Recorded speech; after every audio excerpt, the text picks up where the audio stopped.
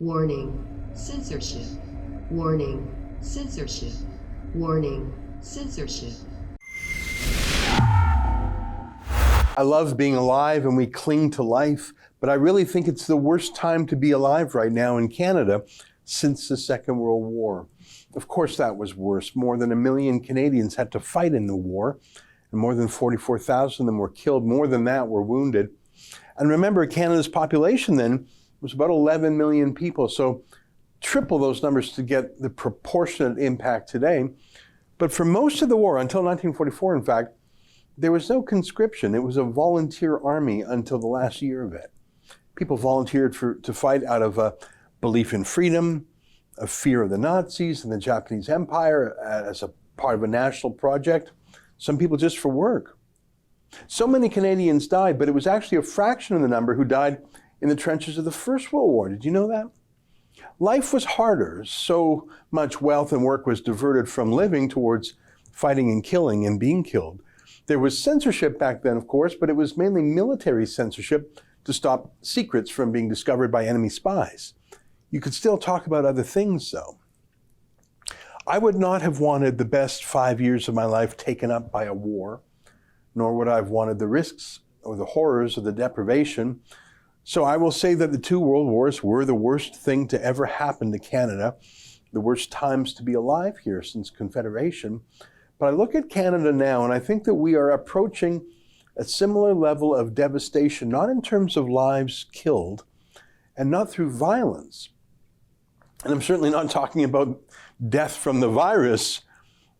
Here is the latest death rate published by Health Canada, which shows that it is close to zero in every province in this country and has been for some time. No, I'm not talking about the virus. I'm talking about the concerted war against our freedom that has moved from an inconvenient 2-week emergency to flatten the curve of infections to a perpetual, systematic biomedical security state, where our every move is tracked, where we cannot go anywhere, whether it's a coffee shop or a gym or a restaurant or even a private gathering, unless we submit ourselves to an indefinite series of medical injections by the government. That's just so dystopian. 2 years ago, you'd be called a madman for saying those things.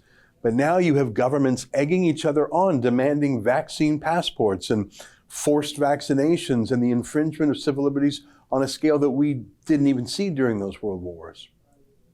90% of Canadians did not go to war in the 1940s. They stayed at home and paid high taxes and had their minds and hearts directed towards the war. And there was some rationing. But there is nowhere to hide today from this new government scheme to monitor your every move. There is no one opposing it. In fact, the front page of the Toronto Star helpfully prints a series of slurs against non-vaccinated people, wishing they would die, hoping they would die, wishing they were banned from hospitals altogether. I've never seen such a thing. Imagine them saying that about AIDS patients or cancer patients. I've never seen such a thing. I've never seen it so uniform, so simultaneous at all levels of society. I've never seen such unanimity. That's partly on technology. Every word we see or hear other than in person, which, surprise, surprise, we're banned from meeting in person. It's all filtered through the censorship of the big tech companies, which suspend you if you criticize the pandemic's official narrative. What do doctors say? Do no harm? Well, look at this. A BC man says he was turned away from a walk-in health clinic near his community because he isn't vaccinated. Okay, so for reasons of health, he will be denied health. That's the front page of the Toronto Star Come Alive. I could choose from amongst 10 terrible news stories to tell you today, and instead I thought I'd literally just read you 10 headlines to show you the state we're in. I have a few half-hearted suggestions at the end, but I admit right now they're likely impotent. Here. The president of the Association of Medical Officers of Health says Ontario's health units will implement their own vaccine certificate in September if the Ontario government doesn't roll out a province-wide system. They're not elected. No one's heard of them until last year. But now they're telling the elected premier he must lock down the province and force vaccines or they will do it. Do you doubt them? So every politician and bureaucrat is now a little emperor. Look at this. The City of Toronto has confirmed that employees who refuse to get vaccinated could potentially lose their jobs.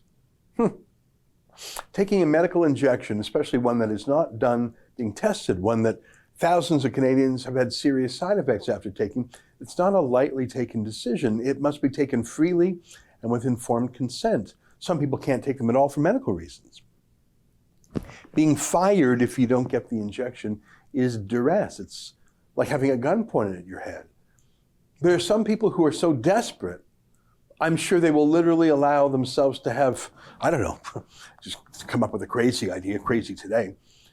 I think some people would literally allow themselves to have a finger amputated or worse, just to keep a job. Seriously. Who can afford to just lose a job? If you're the breadwinner for your whole family, you'll agree to almost anything. If you were going to be denied the right to graduate from a university with a degree, your life will be ruined, your prosperity destroyed, you're a pariah.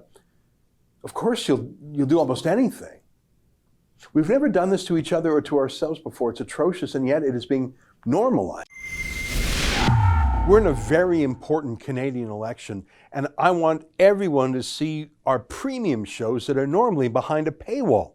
So during the election, anyone can get free access to our special premium shows, my nightly show, a weekly show by Sheila Gunn-Reid and David Menzies and Andrew Chapados, by going to rebelnewsplus.com and using the promo code ELECTION, and you'll see the good stuff for free. Go to rebelnewsplus.com and use promo code ELECTION.